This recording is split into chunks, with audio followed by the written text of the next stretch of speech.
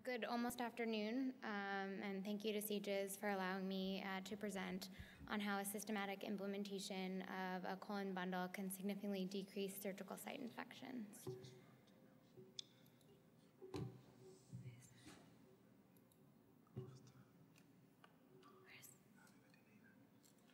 I can't advance the slides either.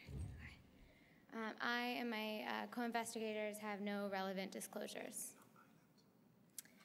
As we know, surgical site infections are common, the second most common healthcare-associated infection, and are disproportionately higher following colon and rectal surgeries. Obviously, decreasing surgical site infections improves patient morbidity and outcomes, as they have been linked to increasing pain, increasing risk of sepsis, longer hospital stay, and readmission, and the need for subsequent procedures, and mortality. Multiple agencies track postoperative outcomes, such as the American College of Surgeons National Surgical Quality Improvement Program, or NSQIP, the Centers for Medicare and Medicaid, and the National Healthcare Safety Network of the CDC. The risk prediction models from these agencies have been shown to underestimate SSIs in colon and rectal procedures. Recently, hospital compensation has been increasingly tied to these quality metrics, thus decreasing surgical site infections, particularly following colon and rectal surgery, has become a more prominent focus of hospital systems.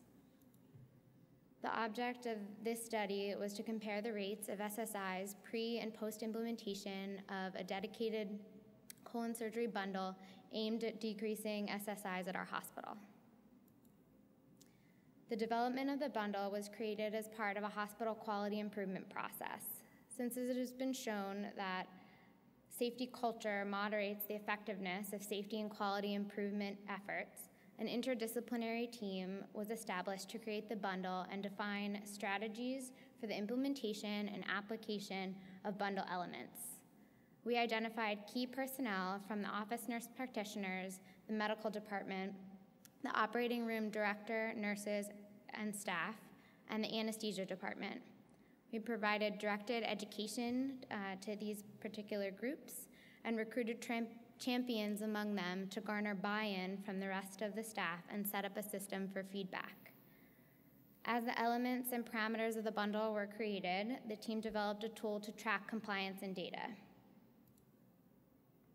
The protocol for the bundle consisted of pre-hospital and pre-intra and post-operative measures, a detailed list of which is displayed on the table here. These included a standardized mechanical and antibiotic bowel preparation, skin washing, cleansing routines, and intraoperative skin preparation, involvement of endocrinologists for glucose management in diabetics with an elevated hemoglobin A1C, intra and perioperative maintenance of several factors, including normothermia, glucose control, therapeutic levels of antimicrobial prophylaxis, and optimal tissue oxygenation, and concluded with the introduction of a clean, standardized fascial closure process.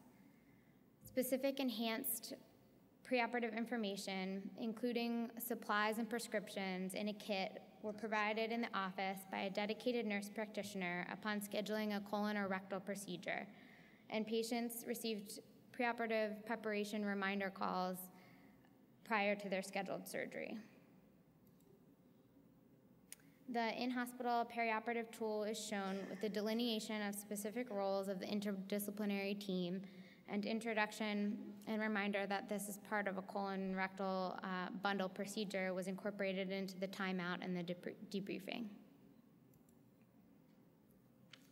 Consecutive patients who underwent colorectal procedures between January 2015 and December 2016 were included in the colon bundle group. SSIs were identified in 14 out of 198 patients. This was compared to the 26 out of 175 procedures a year prior to the implementation of the bundle, which was the impetus for the study. Thus, the bundle dropped the observed SSI rate from almost 15% to 7%. Additionally, we noted a decrease in SSI rate in the clean contaminated and the contaminated cases, with the majority of SSIs occurring in the less preventable dirty cases after implementation.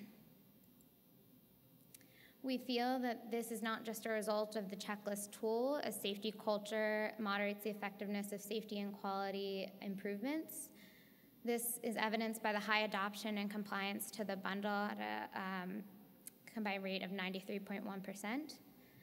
Thus, we feel it's important to focus on team and patient development, education, and buy-in prior to the implementation of a colon bundle.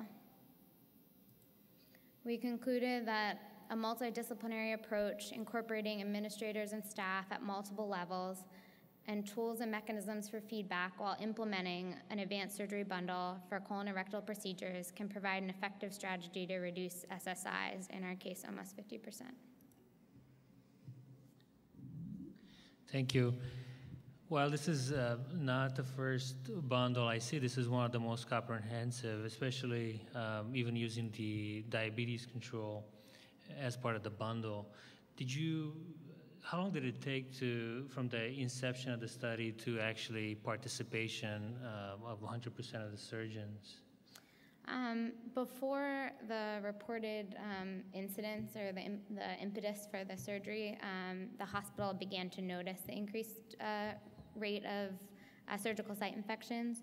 So about 4 months before, a team was created even before the state reports were released to the hospital. And so that 4 months we prepared as we were reaching the new reporting year in January. And are you continuing to follow the results of these patients? So we're actually continuing to follow, and actually because we have a lot of available data that wasn't investigated in terms of procedures, need for stoma, preoperative diagnoses, that wasn't evaluated with any sort of multivariate analysis in our initial analysis, which was aimed just at the quality improvement measures. We're delving back into the data as well as following, and we're working on implementation through our hospital system, since this was 1 out of 22 hospitals. Which part of the bundle is most important? Well, that's what we're trying to get at with multivariate analysis, because there has been some research and studies in the literature out there that show that the clean fascial closure tray may not have a role, or maintenance of glucose may or may not, because there's varied results. So we're trying to delineate that in our data set. Thank you. Thank you.